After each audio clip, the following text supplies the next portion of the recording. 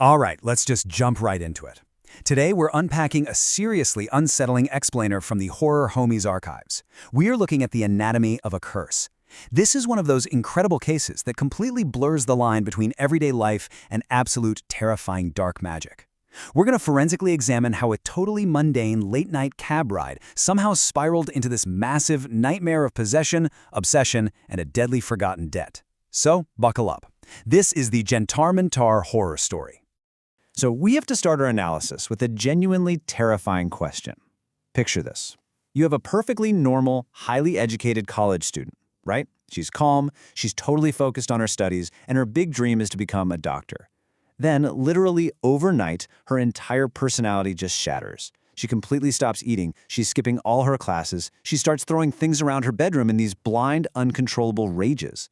The source material makes it super clear that this wasn't some gradual mental decline. No, this was an immediate hostile takeover of her mind. So what on earth could possibly trigger such a dramatic, violent transformation?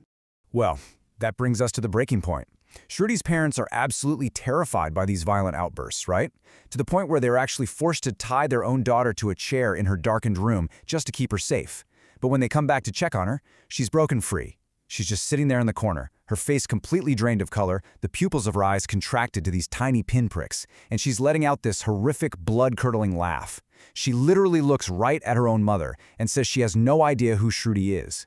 Then, she presses a jagged shard of broken glass right to her own throat, threatening to end it all, and she's just screaming this one single demand.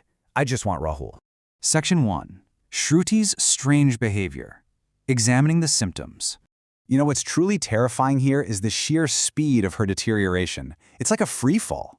According to the source, this supernatural affliction kicked off on the very first night after she took a late cab ride home. It's 2 a.m., Shruti wakes up to this awful foul smell in her room and a weird tapping at her window. Out of nowhere, a bat crashes into the glass, leaving a streak of blood behind. I mean, that is a classic, ominous sign of dark forces at work. And within just a few days, this previously calm student is straight up lying to her parents, she's skipping college entirely, and she's just staring obsessively at her phone, literally waiting for a specific rideshare app to update.